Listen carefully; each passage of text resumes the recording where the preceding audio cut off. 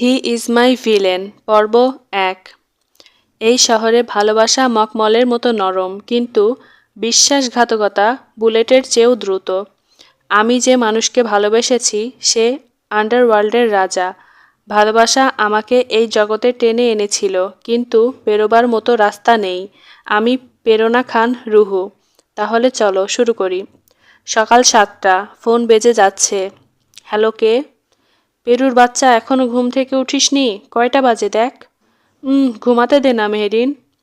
এই, আজ আমাদের ভার্সিটির প্রথম দিন। আজ তুই লেট করে যাবি? কি, সরি রে জান, ভুলে গেছিলাম। তুই বাসায় আয়, আমি রেডি হচ্ছি, 10 মিনিট লাগবে বেবি, প্লিজ। ওকে, আসছি, তাড়াতাড়ি রেডি হয়ে নিচে আয়। Okay baby. মামুনি। আরে মেহেরিন মা, আয়। মামুনি, পেরু এখনো নিচে নামেনি? ও 10 মিনিট লাগবে বলল। ওর লেট হবে জেনে আমি 30 মিনিট পর এলাম, তাও ওর হয়নি। জানিস তো, বাদর একটা। প্রেরণা নিচে নামতে নামতে বলল, দুজন মিলে আমার নামের বদনাম করছো? বাহ। মেহেরিন বলল, ম্যাম এসেছেন তাহলে? এই মেয়ে, তুই প্রথম দিনও লেট করে যাবি? হ্যাঁ, চল না বেবি, রাগ করিস না প্লিজ। আচ্ছা, আয় পাজি একটা। প্রেরণা ও মেহেরিন দুইজন দুজনের জান হওয়ায় ছোট থেকে স্কুল, কলেজ, এখন ভার্সিটি, বিবিএ ডিপার্টমেন্টে ভর্তি হয়েছে। প্রেরণা খান রুহু। দুষ্টুমি ও বাচ্চামি করা তার স্বভাব।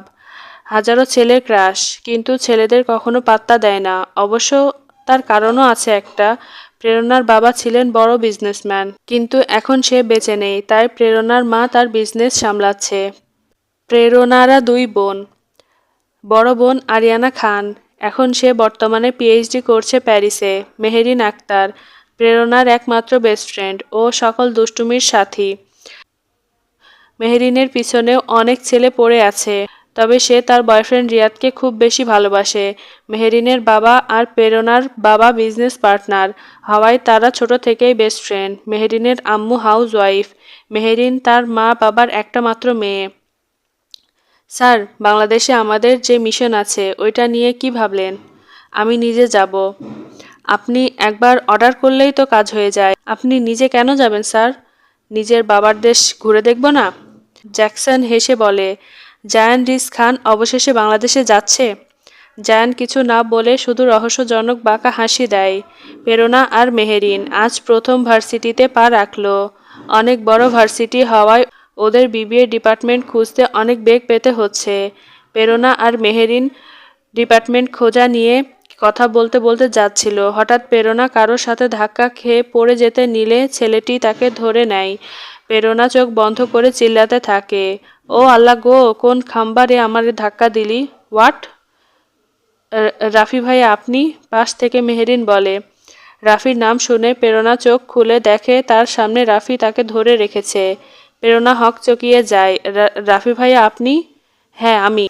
বিবিএ ডিপার্টমেন্ট 4th সেমিস্টার চলছে আমার। বাই দ্য ওয়ে, তোমরা এখানে?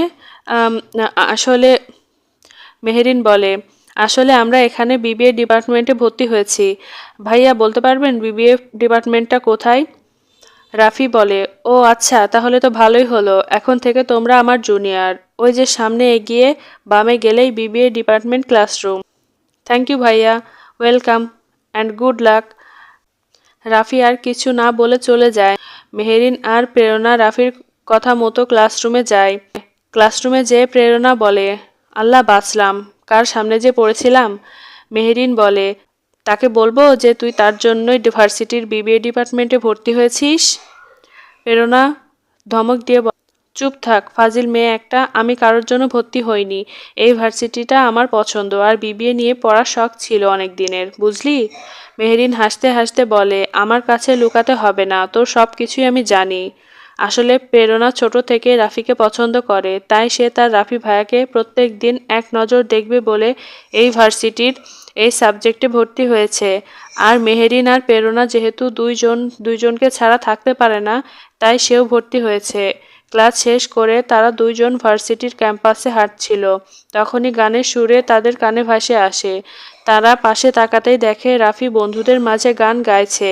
প্রেরণা বলে, কি সুন্দর করে গাইছে, তাই না রে দোস্ত?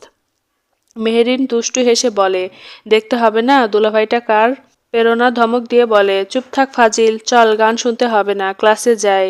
মেহেরিন বলে, হ্যাঁ হ্যাঁ চল, রাফি ভাইয়ার পাশে মেয়েকে দেখে থাকবেন না, সেটা আমি ভালোই জানি। প্রেরণা বলে, মার খাবি কিন্তু।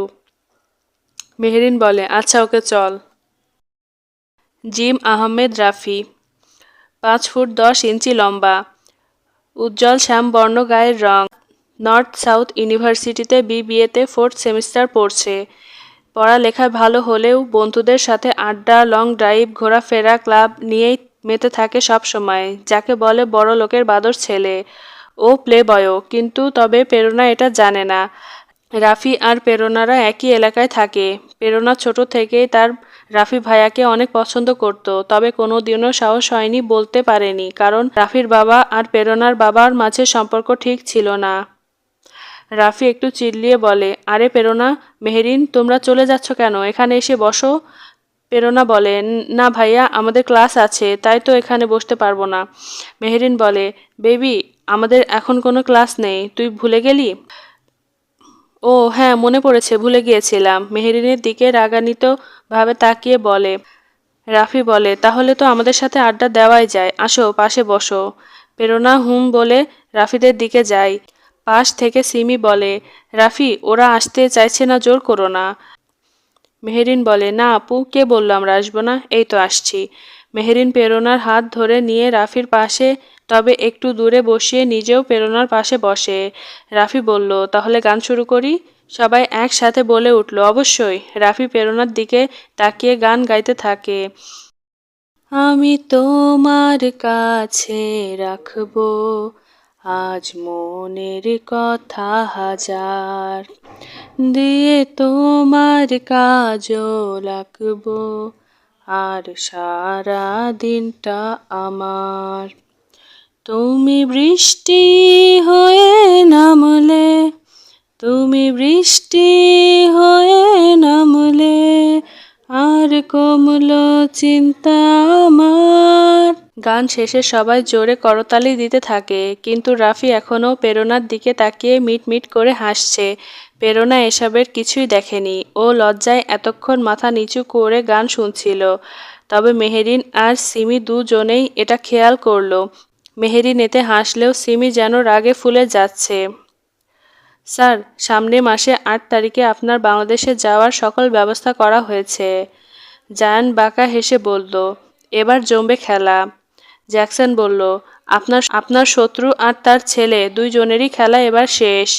জায়ান কিছু না বলে বাঁকা হেসে হাতে থাকা ওয়াইন খেতে থাকে। প্রেরণা বাসায় যেয়ে বলে, মম ডার্লিং, তোমার মেয়ে এসেছে। এসেছো বাচ্চা? তা তোমার প্রথম দিন ভার্সিটিতে কেমন কাটলো? সেই মাম্মা, অনেক ভালো কেটেছে আজ। ওকে মামুনি, যাও ফ্রেশ হয়ে একটু রেস্ট নাও। ওকে মাম্মা। এই বলে প্রেরণা উপরে চলে যায়। প্রেরণার মা মিসেস পিউ খান, বয়স 42। আভিজাত্য ফুটে ওঠে তার চাল চলনের কথাবার্তায়। প্রেরণার বাবা মারা যাওয়ার পর এখন সেই বিজনেস সামলাচ্ছে। রাত 2:30। প্রেরণা এখনও শুয়ে শুয়ে তার রাফি ভাইয়ার ছবি দেখছে। এটা তার প্রতিদিনের কাজ। সেই সুযোগ পেলেই তার রাফি ভাইয়ার ছবি দেখে। সকালে ঘুম থেকে উঠে চোখ খুলেই রাফির ছবি দেখে, আবার রাতে ঘুমাতে যাওয়ার আগেও। প্রেরণা মনে মনে বলে, 3টা বেজে গেল, যাই তাহাজ্জুদ নামাজ পড়ে আসি। একমাত্র তাহাজ্জুদ নামাজেই আমি আমার রাফি ভাইয়াকে আল্লাহর কাছ থেকে চাইতে পারি। এই বলে প্রেরণা উঠে অজু করে তাহাজ্জুদ নামাজ পড়তে থাকে। একমাত্র তাহাজ্জুদেই সে শান্তি পায়। দোয়া কবুল এর এমন কোনো সময় নেই যে প্রেরণা সেই সময় আল্লাহর কাছে রাফিকে চায়নি। সে তাহাজ্জুদের সেজদায় মন খুলে কান্না করতে করতে তার রাফি ভাইয়াকে চাইতে থাকে। 3 দিন পর, আজ প্রেরণা আর মেহেরিন এর ক্লাস বেশি না থাকায় তারা দুজন ঠিক করলো ভার্সিটির পাশে ক্যাফেতে যাবে। প্রেরণা বলল, দোস্ত চল যাওয়া যাক। হ্যাঁ চল। ওরা দুজন যাচ্ছিল তখন পেছন থেকে মেহেরিন এর বয়ফ্রেন্ড রিয়াদ ডাক দেয়, মেহেরিন, কথা আছে, একটু আসো। কি বলবে প্রেরণার সামনে বললেই তো পারো। দোস্ত যা, ভাইয়া পার্সোনালি কথা বলবে মেবি। মেহেরিন বলে, যা তো পাজি মেয়ে। প্রেরণা হাসি দেয়। মেহেরিনকে নিয়ে রিয়াদ একটু সাইডে চলে যায়। প্রেরণা মেহেরিনের জন্য অপেক্ষা করতে থাকে। এই আজ আমায় এখানে নিয়ে এলে কেন? প্রেরণা কি মনে করবে? হ্যাঁ, আরে কারণ আছে, সামনে দেখো। মেহেরিন আর রিয়াদ সামনে লুকিয়ে দেখতে থাকে। স্যার, মিসেস জেইলোরা আপনাকে একবার দেখার ইচ্ছা পোষণ করেছে, আপনি কি দেখা করবেন? জায়ান বলে, তার সাথে দেখা করার কোনো ইচ্ছে আমার নেই। জ্যাকসন বলে, কিন্তু স্যার সে অসুস্থ, আপনাকে একবার দেখতে চাই। জায়ান রিস এক কথায় বারবার বলতে পছন্দ করে না, এটা নিশ্চয় জানো। জি স্যার। তাহলে বলে দেই আপনি ব্যস্ত। বলে দাও তার সাথে আমি দেখা করতে ইচ্ছুক না। কিন্তু স্যার সে আপনার।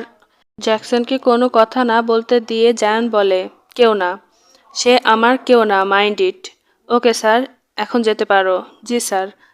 জ্যাকসন এই কথা বলে চলে যায়। জায়ান তাচ্ছিল্যের হাসি দেয়।